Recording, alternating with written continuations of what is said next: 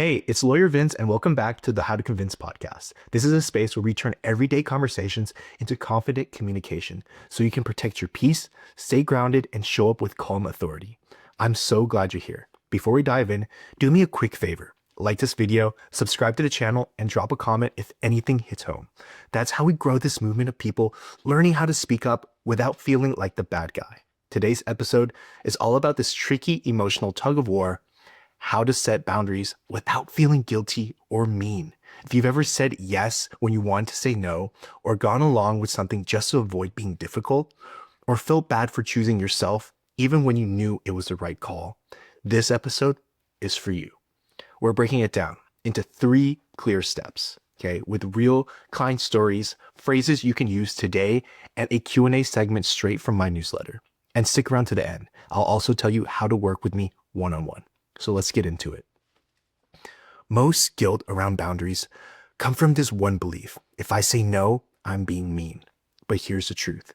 Being direct is not the same as being disrespectful. Saying no doesn't mean you're cold, rude, or selfish. It means you're being honest about your limits. And that's a kindness, not a crime. So let me tell you about a client of mine. We'll call her Jasmine. She's a nurse, and every week she gets asked to cover shifts. She's always said yes, and even though it meant missing her daughter's games, dinners with her partner, and her one rest day. So she told me, I just don't want them to think I don't care. So I gave her this response: I care a lot, and that's why I need to take care of myself too. Translation: I'm not rejecting you, I'm respecting myself. And she started using this. And here's the wild part. No one thought less of her, right? In fact, 2 coworkers came up to her and said, thank you for saying that. I needed to hear it. So the key takeaway: saying no doesn't make you mean, it makes you real. The second step is about emotional detangling. You can feel guilt and still follow through. So let me explain. We often wait until we feel 100% confident to act on a boundary, right?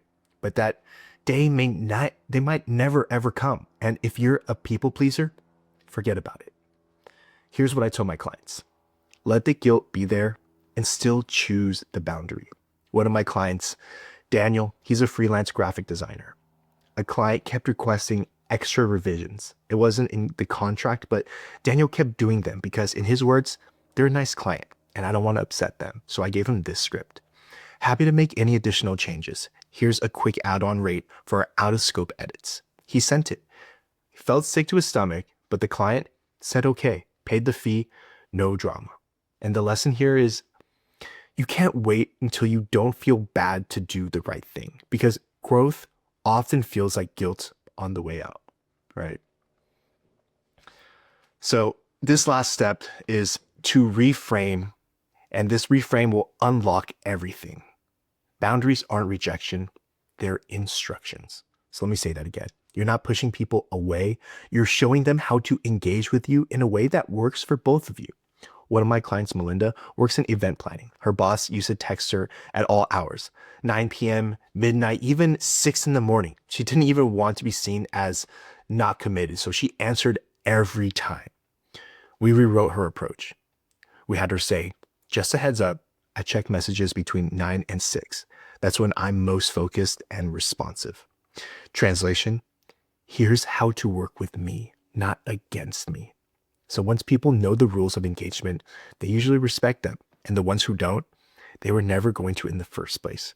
So the key takeaway here is that boundaries don't push people away. They pull the right people closer. Now let's get into your questions, pulled straight from my weekly newsletter. If you're not subscribed yet, hit that link in the description and sign up. It's free and full of tips like this every single week. And you can respond with your question with the chance of being answered on next week's episode. So let's start with question 1. How do I stop over-explaining when I say no? This is a great one. Over-explaining often comes from trying to justify your boundaries. But the more you explain, the more permission you seem to ask. So try this instead: I won't be able to take that on right now, but I hope it goes smoothly. It's short, clear, and respectful. Question 2. What if someone calls me selfish for setting a boundary? Let them. That label says more about their entitlement than your decision. You can respond with, I understand that might be disappointing. I still need to honor what's right for me. Question 3. How do I stop feeling responsible for everyone's feelings?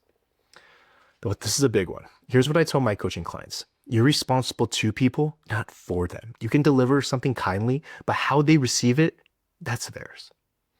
Question 4.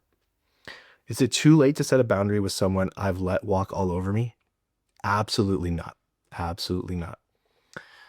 You don't owe consistency to a dynamic that's been harming you. You owe honesty to yourself. You can try. I've realized I need to shift how we've been doing things. Here's what that looks like moving forward. Question 5. How do I set boundaries with family without drama?